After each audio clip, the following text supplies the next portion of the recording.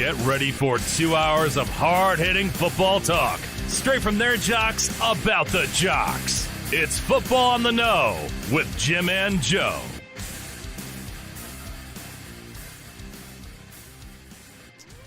All right, welcome everybody to another episode of Football on the Know. I am Jim McLaurin. Alongside of me is Mr. Joe DeCapita. What's going on, Odos? Welcome back for another edition of Football on the Know Show. Ready to go. Let's go. Yeah, absolutely, buddy. It's been a little bit here, and not a lot of news going on, but Joe, the newest and latest so far, Terry Mclaurin going in, getting that deal. We talked about it last week. I know.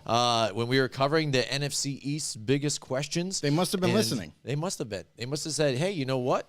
We're right. We're the Washington Commanders. Right. We need to get this guy locked in. We don't need him to sit there and maybe hold out and stuff like that. Let's get it done. This is our guy. Absolutely. Let's let everybody know that we want him here, and let's do the deal. Absolutely. And that's the thing, too. It was a big thing because not only is he such an important part of that offense, I mean, God, he's one of the best receivers in the NFL right now. I mean, so you got to lock up a player of that magnitude. You got to keep him in-house, and they just got the deal done. So it was a 3-year, $71 million extension. Get this, everybody. This is the craziest part. So he signed a $28 million in a signing bonus. Signing bonus. He got a $28 million signing bonus, which is the biggest ever for a wide receiver to sign for that much of a bonus. So that was one part of the thing. That kind of just blew the doors open on this deal. But also, you know you said there's the money. as well, Here comes the money, money, money, money, money, money. That's what he's saying right now, buddy. He's like, yo, I'm the top dog here. and then besides that, 76.4% of the deal is fully guaranteed. Boom. Yeah. So not only you get that signing bonus, which is almost half of that contract, which is going to reduce that cap number now. That's going to help the team, and it makes Terry Mclaurin one of the top 5 highest paid wide receivers. So with all that being said, it pleases both sides. It relieves some cap space down the road for the team to have some flexibility there. And also, they get to pay their guy and keep him there for 3 more years. All right, we've got Dylan Gote in the house already with us, What's Joe. going on, Dylan? Boom. What's up, buddy? Welcome. Yeah, definitely. So, I mean, Terry McLaurin, they had to lock this in again. That's their guy. He was a star, since he joined the league. And even without having, Curtis Samuel there last year because of injury and stuff like that and the lack of other weapons there, still getting it done, when everybody knew it, so it's just tee off on him. That's this guy we got to stop. He's still unstoppable. And it's something that they needed to have in the house there for Carson Wentz to have success this season at all, So they get it done early, not going through training camps, trying to figure it out. Is he going to show up? What's the problem? And they get it done. As far as money, though, again, I could see him being top 5 paid. That makes sense because, again, he's got the value there. And I think overall the contract, fits completely for everybody. Everybody wins in this whole deal. You're not making him the highest paid, which I think is fine for them. Again, the bonus money's there, and it's all guaranteed, and that's what those players are looking for now. Man, give me that guaranteed money. Why wouldn't you be happy if you're Terry McLaurin right now? You just signed your name for $28 million. Instantly, boom, you get that in the bank. And then to follow that up, you have the highest guaranteed money that anybody has ever had at the wide receiver position. So you win both ways. You get to stay there, and I know that's something that Terry wanted. Terry wanted to stay in Washington, and he was hoping to avoid probably moving on from there. So the team and the player both get what they want. He gets paid more money. The team gets to keep him for a 3-year extension on top of his deal, and can't be any happier now in Washington. Now that you locked up a premier player to keep him on your roster. Now let's see what the rest of the season holds. Dylan says here, Bobby Boucher jersey, dope show. There you go. Right, thanks, see, bro. He's got the jersey on. No what? Yeah, buddy. There it is. So if you guys are listening to us via Spotify and everything like that, make sure you guys check out the video on YouTube or Facebook later on and see the Bobby Boucher jersey that Joe's rocking, which he has a lot of different jerseys. You're going to see it these next couple of weeks. Yep. He had the Mean Machine, I think. That's right. I had Paul Crew jersey last week. A few weeks back, I started wearing them. That's who I had. I had Falco from the Replacements. I have his jersey. So next week, make sure you tune in. I'll have a different jersey for next week. Yeah, that's got to be a thing, maybe a segment. Joe's jerseys. There you go, like every week. But either way, we're super excited to have you guys with us again. Thank you, Dylan out there. We're super excited to get this thing rolling here too now because exactly. And real quick, let's just address all the new viewers out there. If you're new to the show and you want to find out, hey, how can I follow you guys? Listen, you can go on Facebook, search us up, Football on the No Show. Do the same thing on YouTube. If you're headed to YouTube, make sure you hit that subscribe button and then hit that notification bell to let you guys know when we go live. Listen, this is what we do. We're the best NFL talk interactive show you can find. Listen, you drop comments down below. You drop questions down below. Even drop your opinions down below. We are going to let them be known on this show. We are going to discuss what you want to discuss, regardless of what we have tallied up for the show. We'll break away from it, and we'll come right to you guys, because that's what it's all about. It's all about sharing information, all about bouncing off ideas, and that's what it's all about. Let's go. Let's go. Yeah, we'll talk about bouncing off ideas, taking care of our know-it-all, stuff like that, Joe. June, the end of June's coming up right here, and SeatGeek right now, again, running the promo with us. Right. It ends at the end of June, so this is the time to get it done here, is the last Joe. time, Yeah, right? yeah. So I mean, man. we just went to. Well, sorry you didn't go, but a bunch of us went to a concert last night. Concerts, events. Thanks for rubbing it in. I'm sorry, but it was amazing. You go to SeatGeek.com, check it out, put our promo code in. Joe, why don't you tell everybody about that? Listen, if you want to get tickets, this is the time right now. Listen, for anything. It is your only source. SeatGeek.com. Head there right now if you're looking to buy tickets for concerts, any venue, anything that you want. This is the place to go to. I'm telling you why. Because right now you can get $20, not 20%, $20 off your purchase when you spend $50 or more. Bang, right there on the screen. Just by entering the promo code GOZ, G-O-Z. Visit SeatGeek.com to search by the event that you want, buy your tickets, use the promo code GOZ, one more time, G-O-Z. You get $20 off any ticket purchase over $50 from SeatGeek.com. Save some money, enjoy the summer, enjoy all the different venues, whether it be a sport that you like to go to, whether it be a concert like Jimmy just went to, and he used the promo code, so absolutely. he got locked in and got $20 off. Oh, yeah. Listen, go to SeatGeek.com, enter promo code GOZ, G-O-Z, and you'll Get it get now. $20 off a $50 or more purchase. This is the place to get it. You have to go now. Utilize this deal that we got going on. It's a new sponsor, and we're really pushing this. Hey, listen, get $20 off right now. Do it. Do it. Let's All go. right. So, again, thanks a lot. But, we have been looking around and seeing some of these hot takes that people are doing right now. When you're hearing the buzz about some of these things too, everybody likes to give their hot take. By the way, if you guys have a hot take for this upcoming season, drop it in the comments. Let us see it here. We'll talk about it here. Let's hear your hot takes out there. But we're gonna note just a few that have come out here, and we want to ask you guys what you guys think about this and some of these takes here. If you agree or you disagree here, but so let's roll into a few here.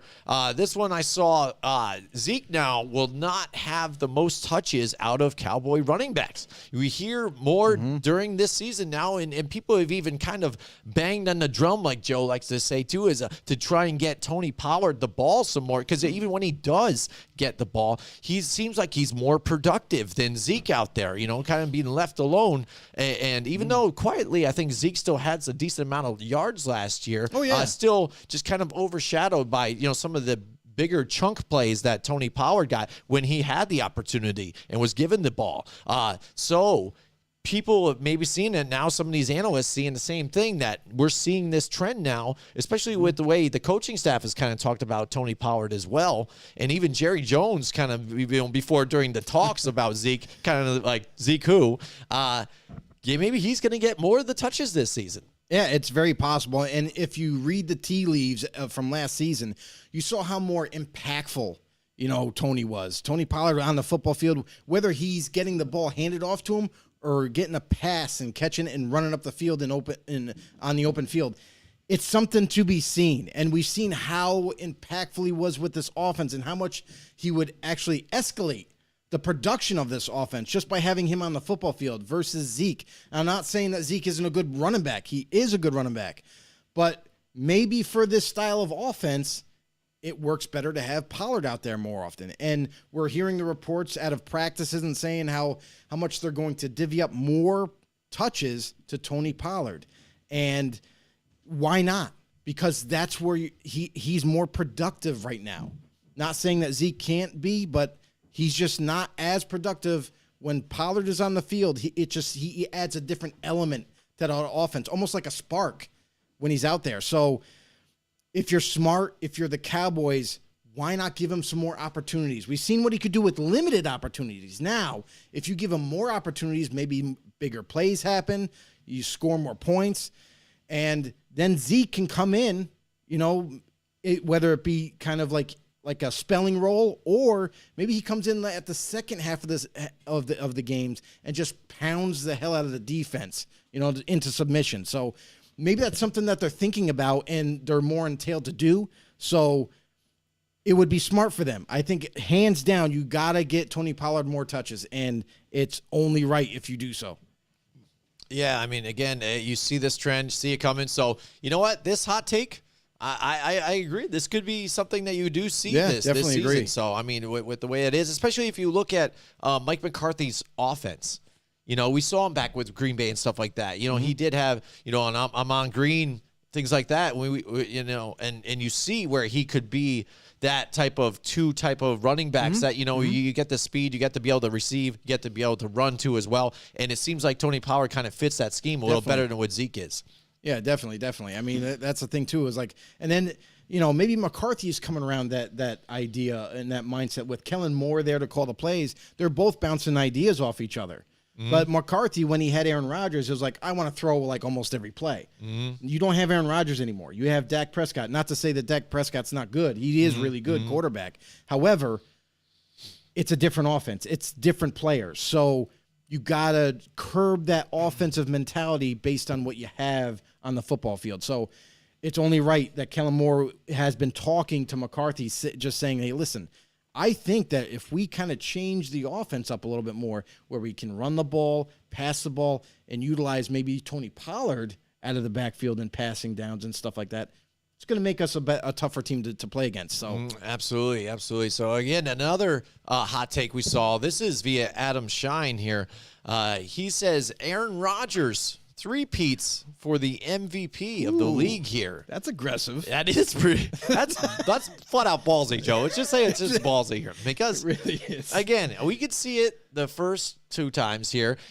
Look at the weapons he had. Even when he said he didn't have other weapons, yes, and he had to bring Randall Cobb in and things like that. You still, when you have a Devontae Adams on that side, for a guy that's your go-to guy, you're going to be able to get things like that, and it is Aaron Rodgers. But another year older than Aaron Rodgers, now without a Devontae Adams here, and you look at the wide receiving core that they have now, what's going to go on here? You know what I mean? So that's really tempting the lines here. I mean, then you're really saying that Aaron Rodgers was the whole team and putting it on his shoulders and is going to get it done on his own this season and be the MVP.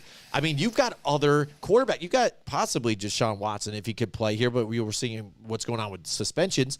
But also in the AFC, look at Russell Wilson now joining with the Broncos in that receiving core. You also have Patrick Mahomes that's still in the fold. People are still going to like Tom Brady and what he does here with the Tampa Bay Buccaneers. And he still has Chris Godwin, being able to play a full season possibly here for them. You know what I'm saying? With Mike Evans and stuff. So you're going to see all those quarterbacks as well.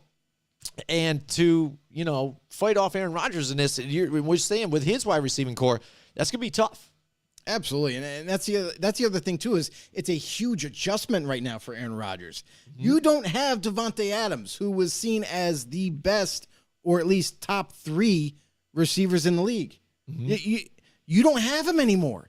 Now you're going to be relying on guys that have been there, like Alan Lazard. He just, by the way, he signed his tender, so he's back with the team. And they have other guys in place like Rodgers, the other second-year receiver of theirs, hopefully to grow into a bigger role. Randall Cobb is still hanging around. But the one thing that's missing now is that number one receiver element. They don't have a true number one. Now, they drafted a guy by the name of Christian Watson, who they're hoping can pan out to be that number one receiver and take the roof off the top of a defense and stretch the field and do all those things that Adams used to do. But he's a rookie. He's unproven right now. We don't even know how good this kid can be or if he'll be good. It's still a roll of the dice in the draft. So Watson, you got to like his measurables. He's about 6'4". He's fast. He can, he can catch. He can do all those things. But route running, he needs to get better on. And if he does all those things and he works hard with Aaron Rodgers and they get on the same page, yeah, potentially he could fill that role, but not as good as Adams right now. So a lot of it, Rodgers is going to have to rely on those vets, Alan Lazard, Randall Cobb, and maybe with the second-year receiver, Rodgers, maybe he steps up and takes a stronger role this year. So Watson, still an unknown. They don't have a true number one as of right now. We still have to wait and see how this kid Watson pans out. And that all being said, without a true number one, it's going to be different for his offense.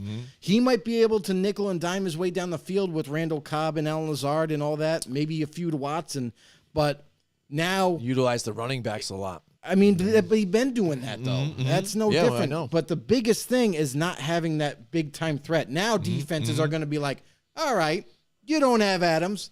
That's cool. We're just going to bury your running backs. We're going to prevent you from running. We're going to make you one-dimensional. And because we know you're passing now we're going to be a little bit more aggressive in trying to bat the balls down and maybe get some picks. All right, we got Mike Tackett in the house with us tonight, Joe. What's going on, Mike? Yeah, let's go, Mike. He says running back Aaron Jones will be Rodgers' number one wide receiver out of the backfield. Lazard is overrated. Cobb has become ineffective, and Amari Rodgers cannot stay healthy. There you go. There's Amari Rodgers, who you were talking about. Yep. But he is not big on Alan Lazard there either, Joe. Yeah, I mean, and here's the thing. Alan Lazard, let's just say what he is. He's a possession receiver. He's not someone that's going to break your ankles. He's not someone that's going to take you deep over, for a touchdown. But he's a possession receiver who'll move the chains when needed and all that. And it's possible. Maybe Aaron Jones does become that number one type of receiver, but he's not. Out of the backfield, sure. He could be that for you, but not a guy that's going to take you deep down the field all the time. You know what I mean? He's not lining up out wide. Right. So, this offense is going to have to be, I feel it's going to have to be even more creative this year rather than any other year with Devontae Adams. So possibly they're going to get the ball rolling and they'll be able to figure some things out to get points on the board. It's Aaron Rodgers, right? Like, we all know what he's capable of. So it's going to come down to, Matt LaFleur and how creative his offense is going to be for Aaron Rodgers to execute and to work with all these different receivers and Aaron Jones and, all the parts on the offense all at once. Absolutely. Yeah. So, I mean, I agree with you there too, with everything that Mike Tackett said there too, as well. Guy who knows football and knows the Green Bay Packers. Yeah. He's a Packers fan. So he's football educated. First of all, he's one of our OG know-it-alls. He's been here since day one. So he knows what he's talking about. Absolutely. All right, so let's move on to the next one, which just happened like 3 days ago. But Keyshawn Johnson compares the New York Giants to the 2021 Bengals, Joe. Really? He says they have that potential next year or this season to be that Bengals type of story. Which, I mean, me being a Giants fan, I mean, that would be amazing. But would be amazing I think that is, again, one thing we know, and Joe and I, we talked about it before, like, Keyshawn Johnson is a hot take guy. Let's just put it out there. There's a bunch of them out there. We talked about it too before. You've got Skip Bayless as one of them too. Shannon Sharp as well. I mean, it's just there Matt to Kellerman, make noise. I mean, you could come up with these things out of nowhere. I can easily say some things too. They could possibly be, especially Stephen A., but he doesn't know anything. But Keyshawn Johnson again, it's got to be that guy. This is where sometimes it's confusing me with Keyshawn Johnson. Because even I've been just ready to write him off. I just been like, yo, he has no idea what the hell he's talking about, like MJD. I'm like, dude, I just want to listen to him. It doesn't make sense. Then sometimes he does make a little bit of sense, and you have some point in your life because he does know the game, he has played there, knows what it's like to be in the locker room. So you hear those stories, and then you're like, yeah, okay. But then when he does stuff like this, you're kind of like, yeah, I don't think so. Because he started to make some sense with, hey, you got Brian Dable in there, the Bills organization, the Bills GM. You saw what they did with Josh Allen after that first season, worked with him. Josh Allen cleans up his mistakes, gets the ball going here, and is able to lead his team to a better record and get further now into the playoffs, where they were like basically going to be the Bengals basically last year until, that overtime, game, kind of thing. So, he sees that potential and maybe what Brian Dable could do with Daniel Jones and eliminate the mistakes. And then if you get a healthy Saquon Barkley as well, now that defense getting tuned in under Wink Martindale, you could see some potential in them getting better. But when he loses me is when he says that they could be the Bengals. I don't know. I'm just hoping that they can be over 500 and I see the actual improvement on the field. Yeah, for sure. And that's a very giant leap, pun intended, because Keyshawn Johnson, here's the problem, Keyshawn, is maybe you should put the mic down and just walk away. Just walk away from that. Listen, I got a flag football roster spot for you if you want to play. Just saying. But other than that, I think you should just let the adults talk, because when you make an accusation like, oh, well, I think the Giants are going to be just like the Bengals of 2021. What gives you that impression? Because if you think about the Bengals from 2021, what did they have? A really good young receiving core already. Their offensive line, okay, I could see similarities with the Giants O-line and the Bengals O-line if that's kind of where you're going with it. But Joe Burrow compared to Daniel Jones, I'm sorry. Yeah. Joe Burrow in his young career is already proven. Daniel Jones still hasn't been proven yet. Still making bad decisions, still turning the ball over. So I don't see the comparison on offense. And then you go to look on the defensive side. Okay, maybe that's where he's going with it, where Bengals defense was pretty solid, pretty good, where the Giants were kind of right there with them. They were a kind of an ascending defense last year. And they lost, guys like Blake Martinez to injury and stuff. Now he returns. So, okay, maybe that. But all in all, like overall, when it comes to an important position like quarterback, I'm sorry, there's no comparison between Burrow and Daniels, just none at all. So for that, to me, it's not a comparison. The Giants have just received a new coaching staff. They got to learn a new offensive and defensive scheme. That's unlike what the Bengals were. The Bengals didn't come in with a new scheme and everything and just all of a sudden surprise everybody. This was like, Burrow has already had a year or two with this offense, so now he understands it. Very different. Sorry, Keyshawn, you're wrong. It's that simple. Yeah. I mean, again, you're kind of stretching. I understand where you're coming from. Like you said, you could see some similarities. But even at the quarterback thing, it's not even close. Because, again, Joe Burrow drafted, number one overall. Even when he started playing, instantly you saw the success until he got injured, and then comes back, and he's just like the same guy. And then let's compare the receivers. Oh, yeah. Giants totally are injury riddled. Oh, yeah. Sterling Shepard has had a hard time staying healthy throughout his career. Yeah, exactly. And then you have Galladay come in, supposed to be that number one threat that they were all looking for. He's banged up all year long, and he just like you watched, he was having trouble getting separation, and maybe that was the offense. We'll see. But a lot of issues there. So to me, it's like not really. We see similarities, however. It's not going to be like that for the Giants in 2021. Yeah, absolutely. So, what do you guys think out there? Again, give us your hot takes. Mike Tackett, if you got some hot takes out there, let us know. Drop them down in the comments. What's up in there in the comments.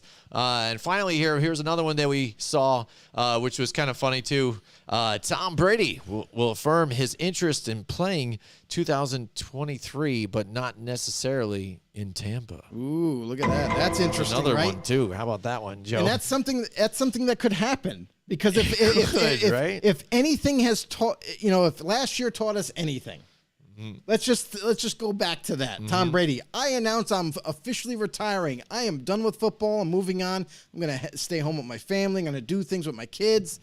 to a month later, all of a sudden change his mind. Nope, I'm coming back for another run, everybody. And this is, this all plays a part because without Tom Brady, this team was going to be a little bit, I don't care how many weapons they had. If you don't have a quarterback. Oh, it's a total difference. It's totally different. And this team, as good as they are, without a quarterback, I don't really know how far you're going to get. So luckily for Tampa, Tom Brady decides to come back.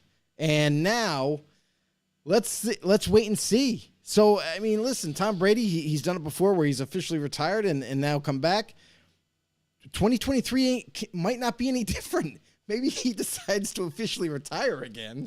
And then 2 months later, I got the itch. I got to come back. But I'm not under contract anymore. Mm-hmm. Now I'm basically a free agent if I decide to come back. Now I can sign anywhere.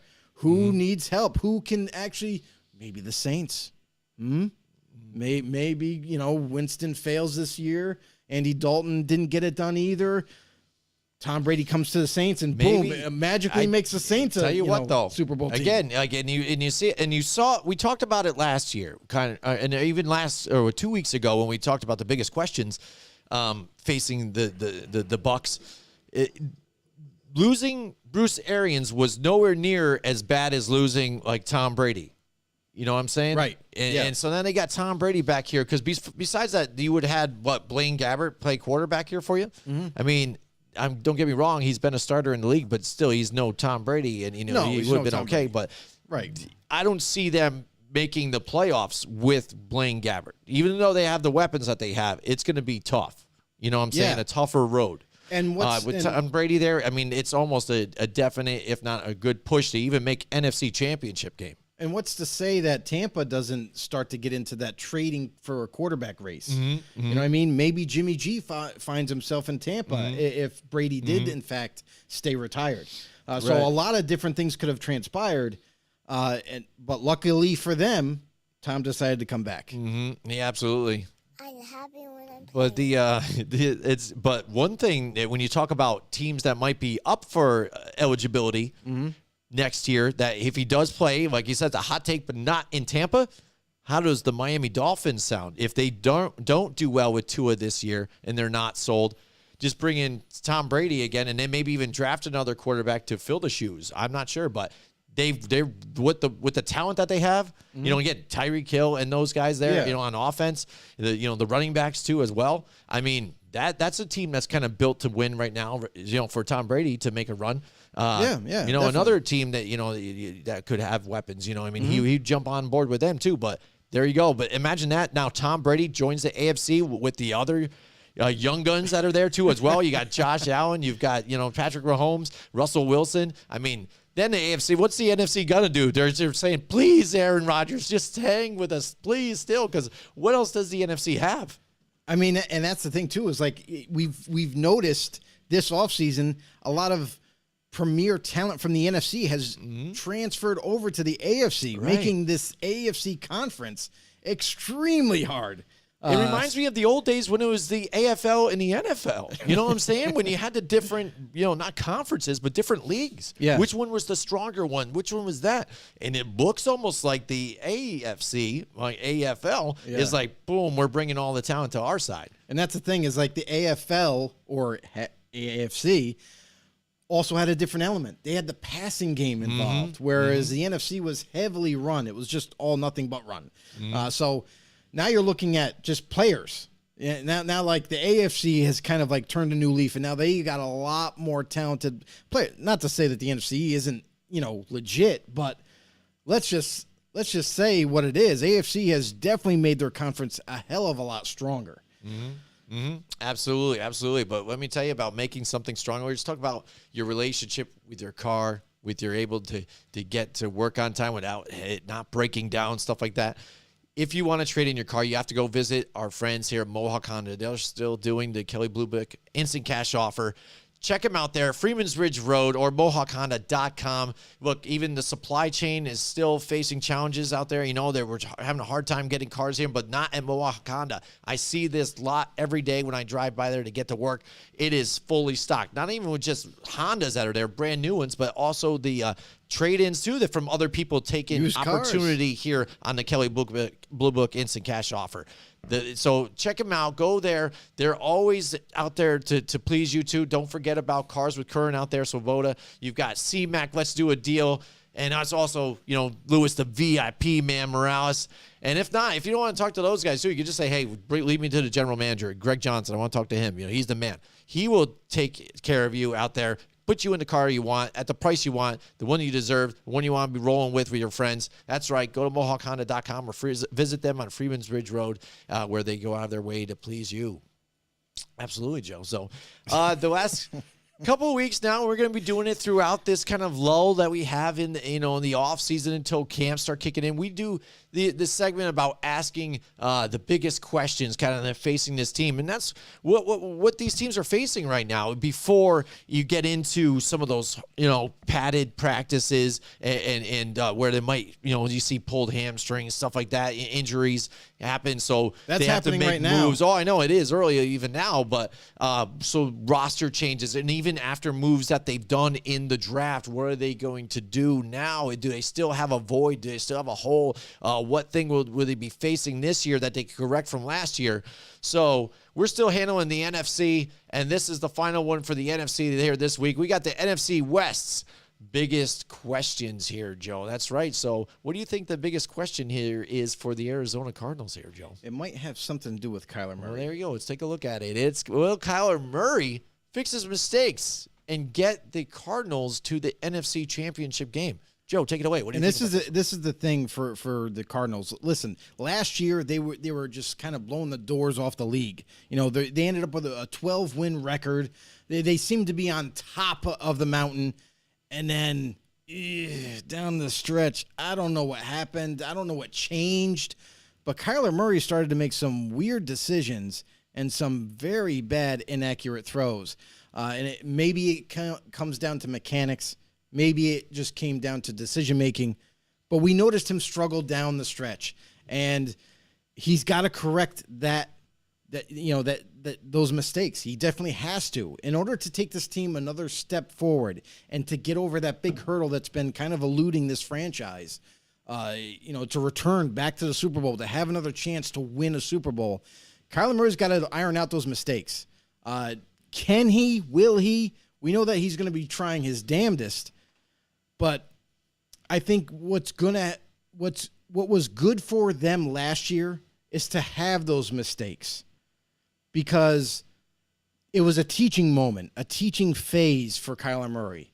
And now that he kind of realized, okay, well, I can't just do everything myself. I have to rely on my playmakers. I have to rely on getting the ball to them and making smart decisions. So it was a learning curve for him. Let's see if he carries that into this season. Listen, they were electric last year. Early on, they were just killing it. Defense got better. Defense got stronger in the offseason. Their offense is extremely potent now. They did pull off a trade for Hollywood from the Baltimore Ravens. They bring him over to kind of supplant DeAndre Hopkins, who is going to be suspended for the first part of the year. So they don't lose anything. But then when Hopkins comes back, this is what makes this team even more scarier. Is now you got to deal with Hollywood, A.J. Green, and DeAndre Hopkins, not to mention Rondell Moore, who kind of, in his rookie year last year, kind of had huge plays throughout the season. He's going to end up being one of these starting impactful type players for this offense. And when they also brought back James Conner to kind of solidify the running back, this team is not only dangerous from last year, but also they got even stronger this year with this defense. They look like they could definitely run the table. However, it's all going to be depending on Kyler Murray. Right, absolutely. And you saw some of it was the offensive line, and they made some changes this year. Which concerns me. Yeah, I know. But even, again, because one of the changes you'd even do, though, you go out and get Will Hernandez, who wasn't a very good pass blocker at all for the Giants. No. And now you plug him in there at the guard position. I don't like that at all. You know what I mean? It might help in your running game, which is nice. But didn't help you get protection, because the one thing we did see last year when they made that playoff game, again, he's throwing 55% in completion percentage, got sacked twice, and couldn't put up any points. Right. Kyler Murray just got shut down. He was getting pressured, and when he felt the pressure, he made mistakes and couldn't be himself. And this, Cliff Kingsbury has said, this team revolves around whatever Kyler Murray does. So if you're able to shut him down just like that, pressure him up the middle, especially, is what teams have done. And there it is. It's all said and done to where you're making those big mistakes. And we saw last year, I think even when he threw that, I think the interception right there in the goal line, it was just pitiful. He just looked really bad. And now that he's trying to even try and work out another deal after the last performance, it's tough. But what else do they got to do? They need this guy. He is their guy. They got to get him in there moving forward. But like they said, it all revolves around him, but the choices that they've made now on offensive line is still kind of suspecting. That's the one thing I kind of see where they're kind of lacking. And they've lost some stuff. They've lost some guys on defense, too, as well. You got to think about, Chandler Jones, not having him. He was a key part of their defense.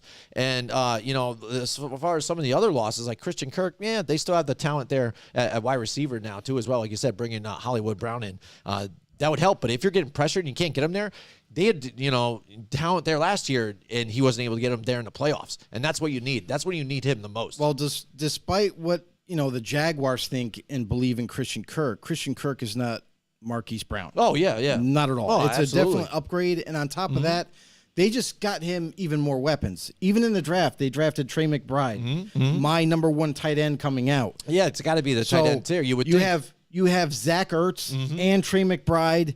I mean, there's so many possibilities with this offense. So at this point, there's no excuse for Kyler Murray, despite not having maybe a completely solid offensive line. Like, to me, the right side of that O-line, not just Will Hernandez, but also Kelvin Beachum, who they just added at right tackle. I don't know how well they're going to, acclimate to this offense. Are they going to play better? Are they going to be, the same? We'll have to wait and see on how they utilize their offensive blocking scheme. But when you have this many weapons, though, there's a lot of places you can go now as Kyler Murray. You know what I mean? So now he's not tunnel vision into, having to throw it to, where what used to be Christian Kirk, or now you're going to have a multiple, weaponized type of an offense that's going to be very hard to stop just everybody. You listen, everybody can make jokes about AJ Green all they want, but he's still a good receiver in the league. But then you put him with some young guys, and on top of that, some tight ends that can be involved. Also, the running back out of the backfield that they like to do on occasion. So this is Kyler's year that he's going to have to make another big step forward. And like we've been saying, it's up to him this year. There's no excuses at this point. Like you can say, oh, well, there's a little bit of weakness on offensive line. I'm sorry.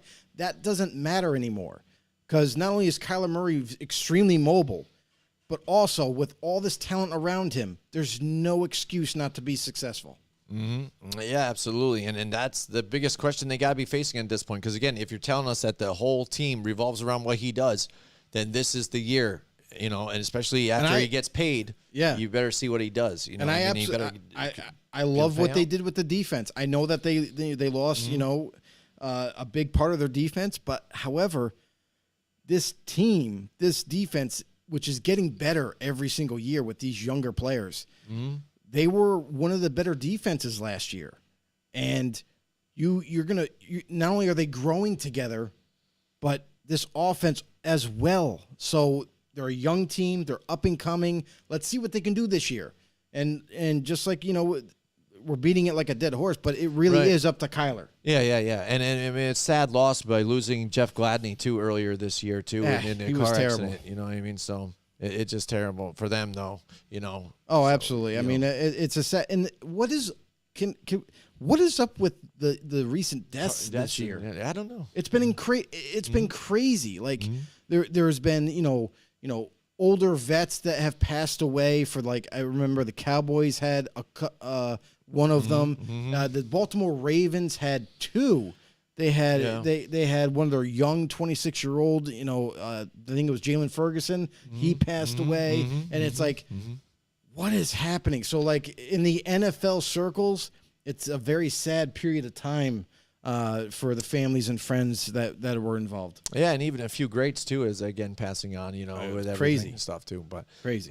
Yeah, what do you guys think about biggest questions here for the Arizona Cardinals as well? Do you agree with Kyler Murray and things like that? And if that's the thing that needs to change this year. All right, next up we've got the Los Angeles Rams here, returning champions. So I guess the only question here for them is, are the Rams primed for another run? I mean, a lot of the same guys coming back. Von Miller moves on now after he was that extra chess piece that they added alongside of Aaron Donald to make that playoff run. It's kind of like the way baseball runs. When it got towards playoff time, you know see what I'm saying? You see who they grab and quick, who's that other guy in the bullpen they could throw in there to just help get them over that hump to make that playoff run. Right. And that's what the Rams did, straight up. And Von Miller now, he's over now with the Buffalo Bills, who, again, they're trying to make another playoff push here, and having him on the other side, too, with some of the weapons that they have with them is pretty dangerous as well. But moving forward, they don't have Robert Woods anymore. Odell Beckham Jr. still in the free agent list there. And now you got Allen Robinson, who fits in there nicely. Still Cooper Kupp, was Matt Stafford's favorite target last year. You got to see Cooper Kupp at his absolute best last year and what he could do, and kind of put the rest, like, we kind of knew what he could do, but it wasn't until he got like a Matthew Stafford there to really open it up and see the whole deal, what you can get with Cooper Kupp. Yeah, absolutely. And this offense has changed as well. Without having Odell, they replace him with Allen Robinson. And let's just face it, Allen Robinson is no Odell.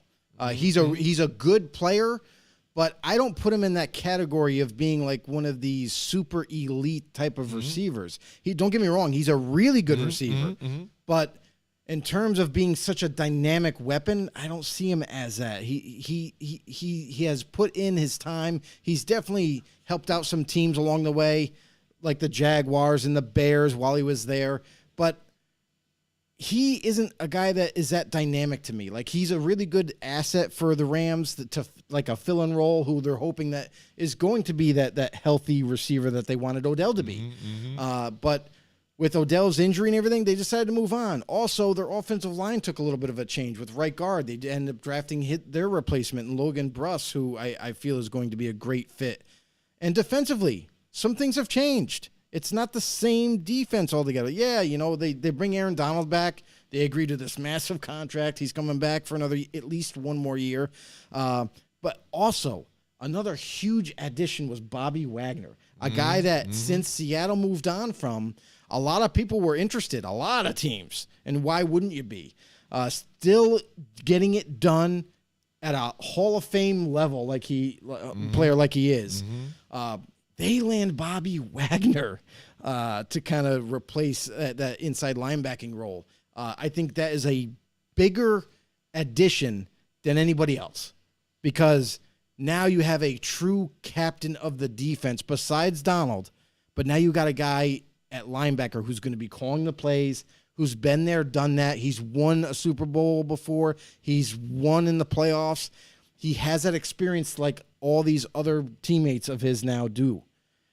And you add him to that element and how good he is, this defense, I feel like, is going to be even better this year than last year. And offensively, it's going to be a little different. No Odell, so I think that's going to change a little bit, but Cooper Kupp, I think, will make up the difference nonetheless. Yeah. So, I mean, looking at the team all together, again, you get Cam Akers for more of the season now this year, too, so he can stay fully healthy, hopefully, for them, too. And they can do it. Again, like Joe said, he said, are they primed for another run? They are. They've got another opportunity. They've got the chance. And, again, even though now, I think for some – because we don't know how long Aaron Donald will stick around for, because, again, he wanted to run it back. It was a question in the offseason here whether he was or not. And during I think it was the parade even, he was like, yeah, let's go run it back. And excited. And so let's do it. Yeah. We don't know how much further they have, especially with the way this team has been, working their trades and stuff like that. And then, not having picks here and there. Going all in, and they were able to capitalize on the championship. Now they're looking to get a couple strung together before they got to maybe hit that reset button. And that's the thing too with this Rams team is they just like we're seeing a new trend in the NFL, right? Like we're seeing more trades to get veterans on a team that is kind of surging towards the playoffs. And the Rams did it this year, and people took notice and like, hey, wait a second. They traded for Von Miller. You know, they got this guy, the other guy. They had Odell before he got injured, and they made that push. They made it all the way to the big dance. They won the Super Bowl, and now teams are like, hey, wait a second. Maybe this is a new way that we could build this team quick and maybe have a chance to do what the Rams did. So, and you're seeing that with teams this offseason. Ton of trades happen. Ton of big name trades. Tyreek Hill going to Miami. Devontae Adams going to the Raiders. Like a lot of huge names that went to different teams that we didn't even anticipate that were going to be able to be traded. So a lot of things have transpired. Even Matt Ryan going from Atlanta, now he gets traded to the Colts. I mean, who knows? You see teams now starting to try to copy what the Rams did in hopes of following in the same path there. Absolutely. All right, Joe, it's been a great show. We're talking about the NFC West biggest questions, but no question about it here is our friends at Johnstone Supply and what kind of business they do for everybody and how they take care of you, especially with the summer right now. People don't know it around here, but New York, we're hitting they're supposed to hit like 98 degrees on this Friday, I think. Oh boy, it's going to be crazy. My kids, we do taekwondo and stuff like that. The AC, you know what? I should refer Tay to Johnstone Supply because their AC unit broke. Kids had to cancel the taekwondo practice tonight because the AC was not working. He did not want to put them in the heat and the conditions that are there out there today. It is hot as balls out there, and we're going to tell everybody about Johnstone Supply. Summer is here, if you haven't noticed. Yes. You know what I mean? And for feeling the heat, baby. That's right, in the Northeast. You can definitely feel the heat. If you want to stay cool all summer long, call Johnstone Supply in Troy. Ask the team at Johnstone Supply about their high-efficiency central air conditioning systems and ductless mini splits. Goodman, Fujitsu, Westinghouse, they got it all. They're all in stock and at great prices. Need someone to help you guys install the new system? Well, guess what? Yeah, you guessed it. Johnstone Supply are going to be right there for you. Right there in Troy. Can help you with that too. Give Tom, Kev, James, and Bird a call, and they can help you guys out. To stay cool all summer long, call Johnstone Supply in Troy, New York at 518-272-5922. That is 518-272-5922 in case you're writing it down. Or visit them at 2600 6th Avenue in Troy, New York. Or connect with them at johnstonesupply.com and get linked up with them. They're going to help you out with anything, heating, cooling, anything. And if you have any questions, they're free. They're there, free to help. There you go, Johnstone Supply. Absolutely. We love those guys there. Can't wait to talk some college football with Tom out there. He's a big Notre Dame fan and stuff like that. Where is Tom lately? I don't know. I'm concerned. We need to send a search party out and find Tom Leiter. Oh yeah, we need one to of our find Tom Leiter too as OG well. Yeah, OG know-it-alls out there. We're a little concerned now. We haven't heard from him recently. We don't know, what has transpired. I don't know. Hope everything is okay. Maybe can't get a strong enough signal there in Seattle.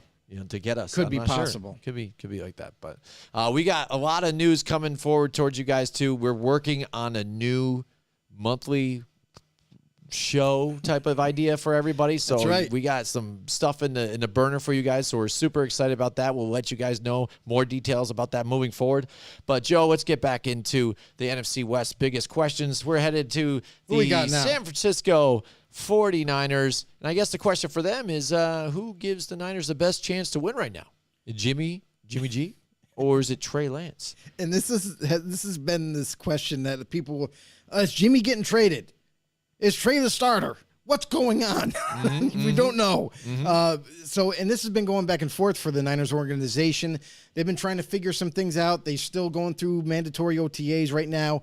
And the biggest thing that we're hearing out of OTAs is that they are not 100% in on Trey. Just not buying it yet. Trey Lance is, from what we're hearing, don't know if it's true, but we're hearing that he's not impressive. He's not impressing the coaching staff. He's a little behind the eight ball, so to speak. And we all know that Jimmy G isn't an elite quarterback, but what Jimmy G does well for Kyle Shanahan and his offense is keep the boat moving. You know what I mean? They like to run the ball, and then when they're not running the ball, Jimmy G just distributes that ball to, Kittle, George Kittle, and company, and Deebo Samuel. And that's the other thing, too, is there's another question about Deebo.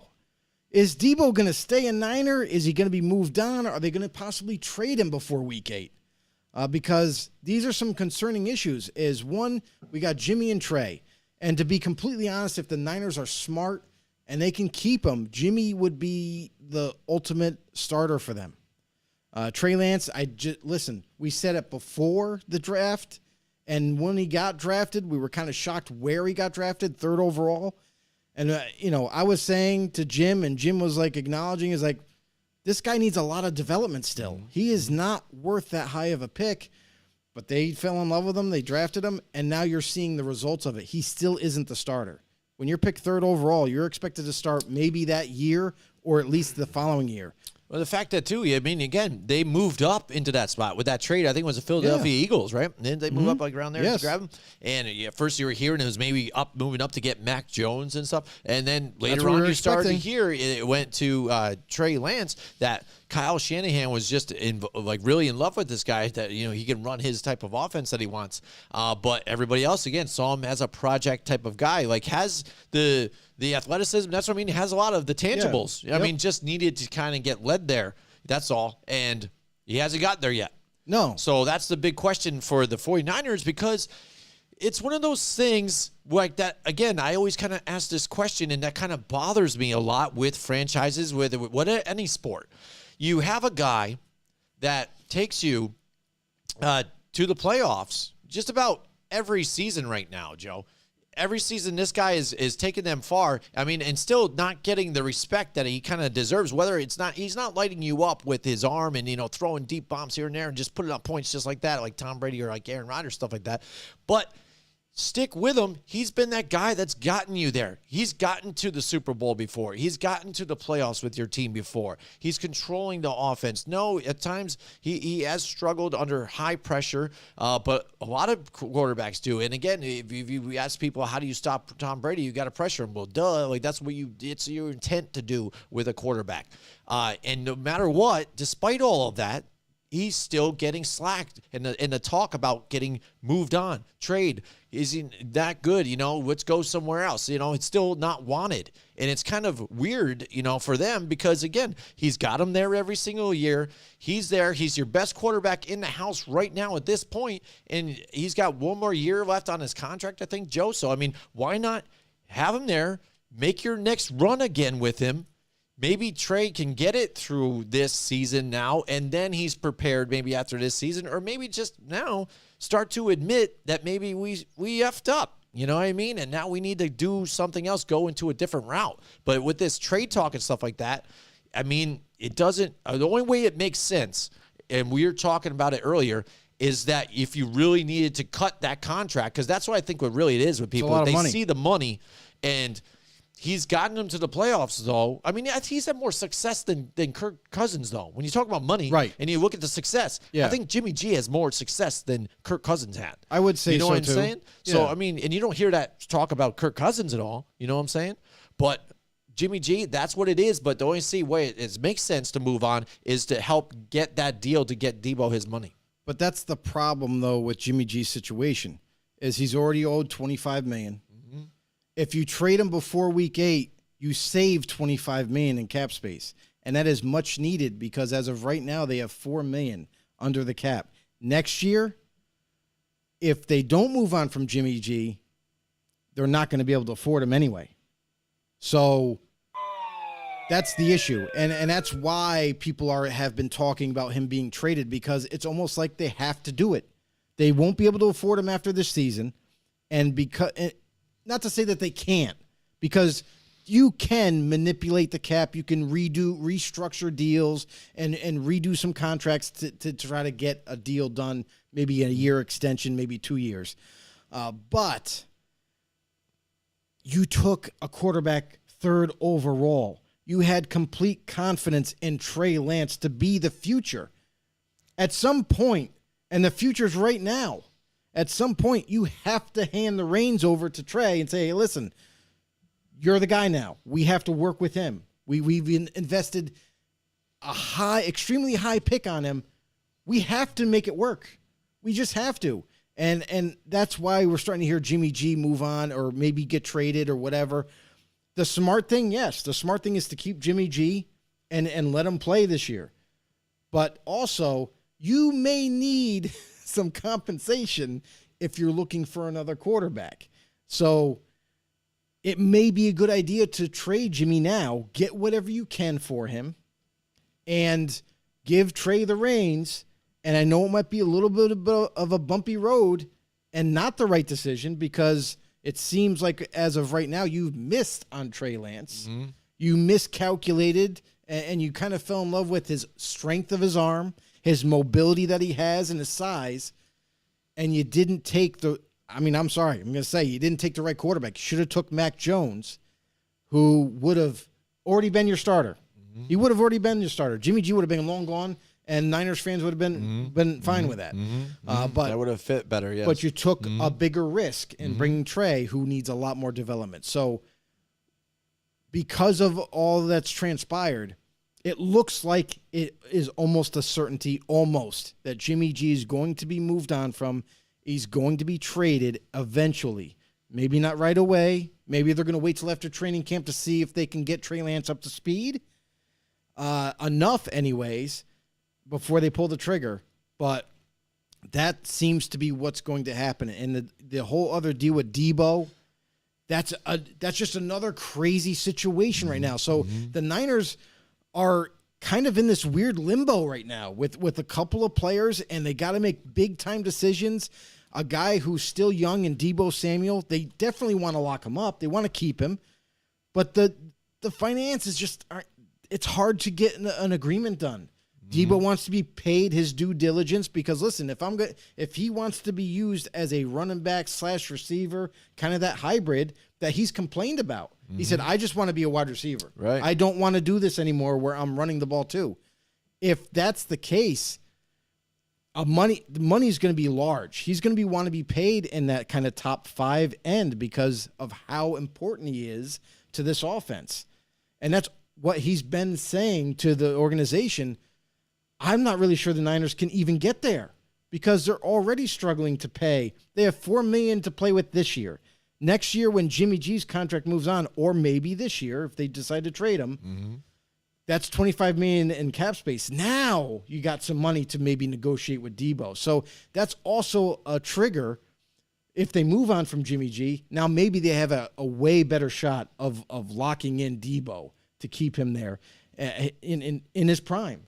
So this team, they got a couple of humongous decisions along the way as we get closer to the season.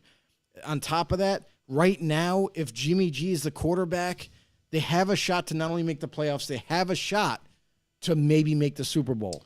Right.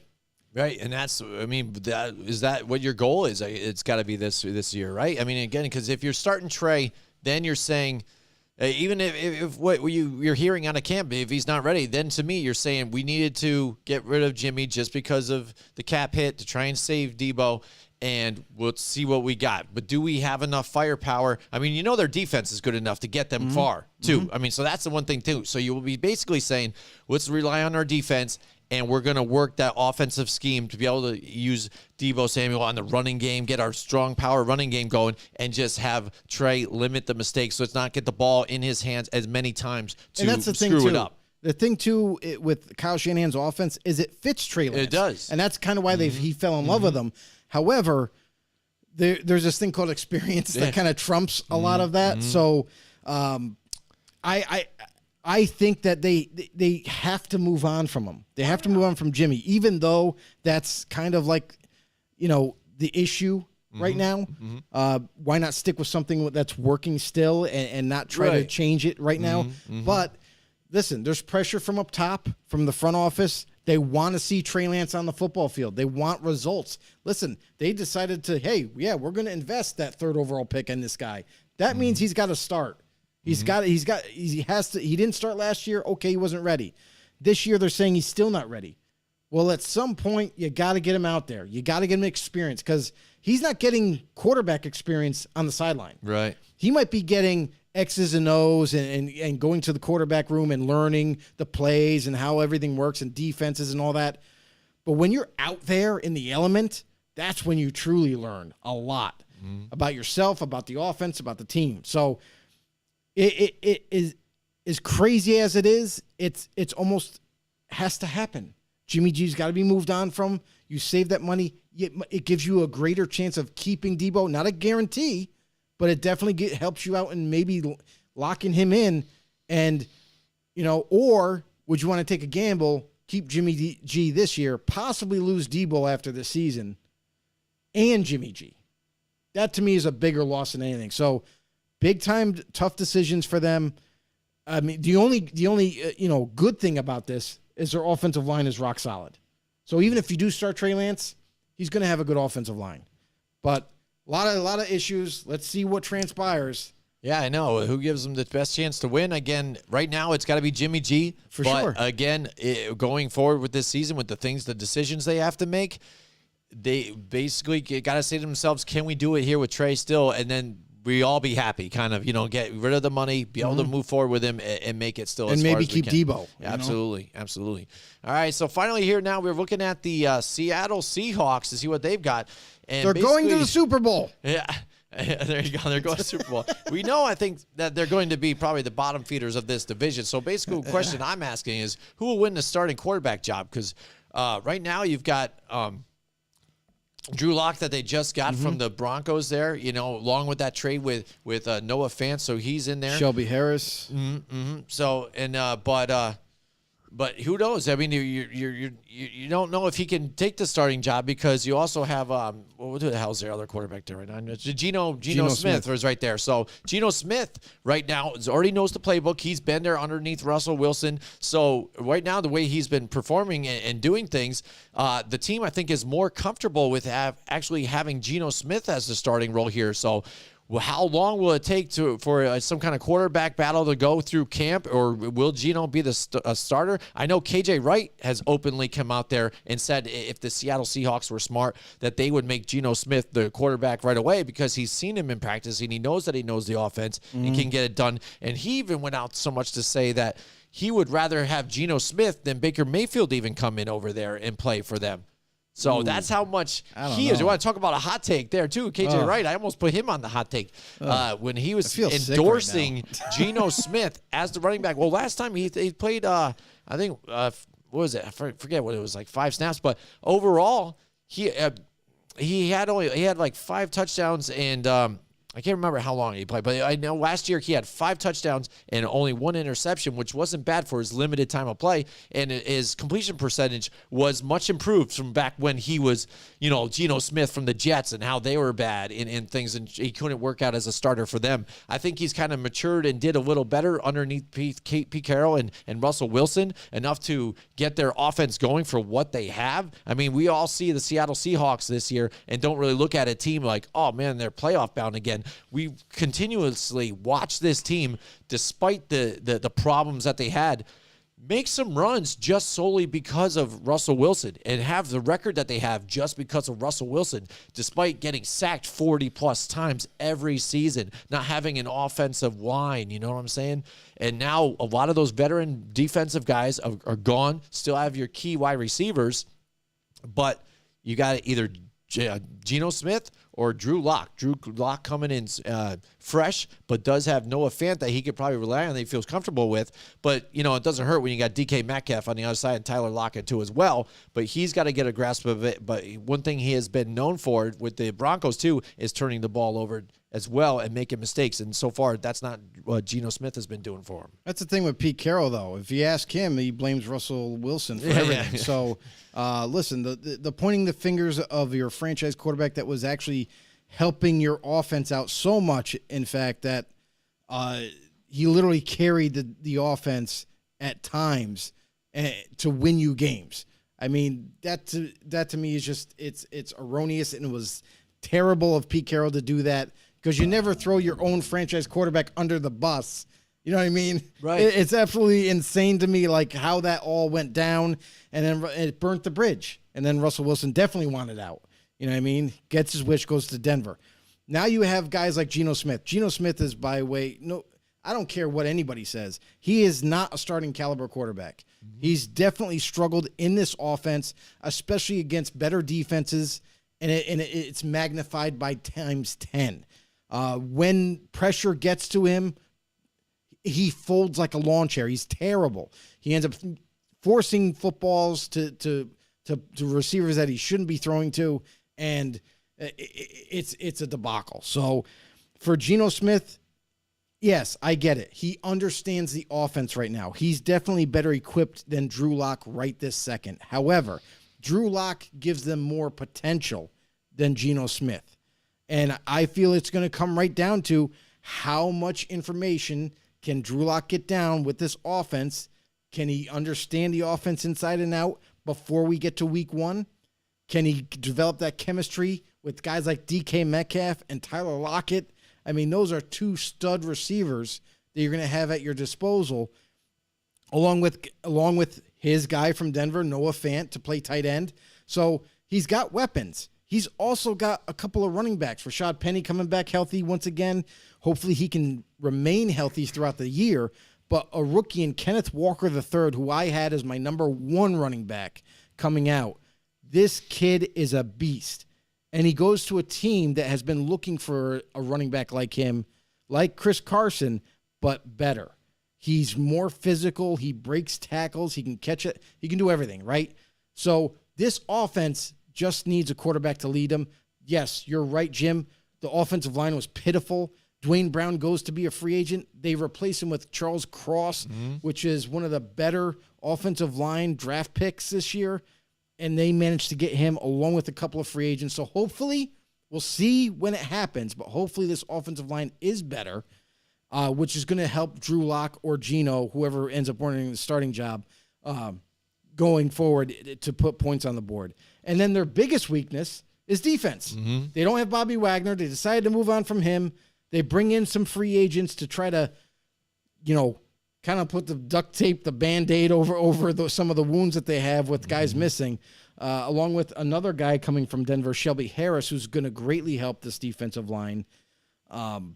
This team isn't terrible, but it's definitely, like we said before, most likely they're definitely rebuilding. Everybody knows that. However, they're going most likely be on the bottom of this division, but they might pull off a surprise win or 2 throughout the season where people didn't expect it. And that's going to be something good to see for Seattle fans, because right now, I know in Seattle, sometimes it's a little depressing. You get rain a lot and everything, and now your team trades away your franchise quarterback. You're like, oh, shit, we're fucked. But maybe with some of these young players that they added, maybe they're going to do some surprises, and then maybe fans might be uplifted a little bit about the following year. Yeah, and here's the actual stats here. I got 3 starts, 702 yards, 68.4% completion percentage with 5 touchdowns and 1 interception. So decent for that little bit, that small sample size. But again, what have we seen though also with Geno Smith at times? Again, you've given him the full season, they can, pressure him out. And I'll just say this. I'm going to leave this on the table for all you Geno lovers out there. When the Raiders played Seattle, and the Raiders had a terrible defense, mind you, Geno Smith was starting. Geno Smith threw more interceptions than he did a touchdown. Just saying. Like, this guy is not the go-to guy. Yes, initially right now, he is, because he knows the offense.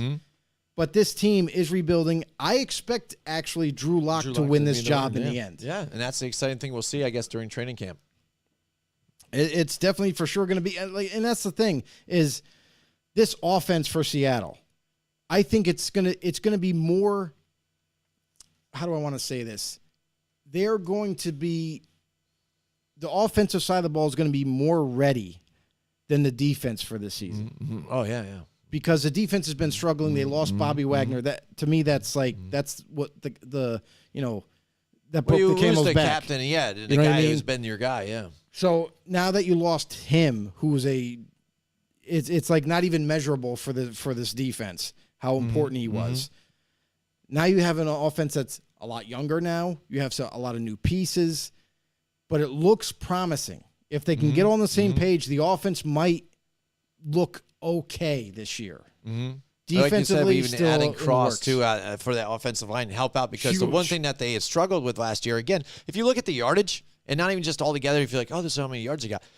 They were the team, I think, that had the most chunk yards, so big plays got them down the field. So basically, they're first down, second down, third down, big play, or first down, nothing, second down, big play, and then like barely getting it just on a big play to get them moving the ball. Yeah. So that's something getting stunted a lot, and then finally maybe getting something to get together. We saw a lot of it, big highlights to Tyler Lockett, just big runs that end up getting for a touchdown on one big chunk play. Besides that, 3 and out, 4 and out, boom, boom, boom, just like that, gone. And so that's what they need to try and do, get some the team moving together, get that offense going, some consistency, and trying to keep it, just moving. Yeah, and let's not forget when Russell Wilson was with Seattle down the stretch, he struggled big time.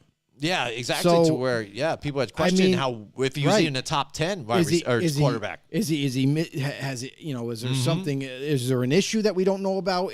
What's the deal? Why all of a sudden does he look like an average quarterback? Yeah. Like there's a lot of questions arising there. So, with that being said, maybe this is something that's why Seattle also granted that trade, because they're like, well, where's he headed now? Right. You know what I mean? And the other thing too is this might actually change, not dramatically, but this might change the offensive philosophy. Now that you don't have a Russell Wilson, a guy who is a veteran, a guy who's smart, who's mobile, all that.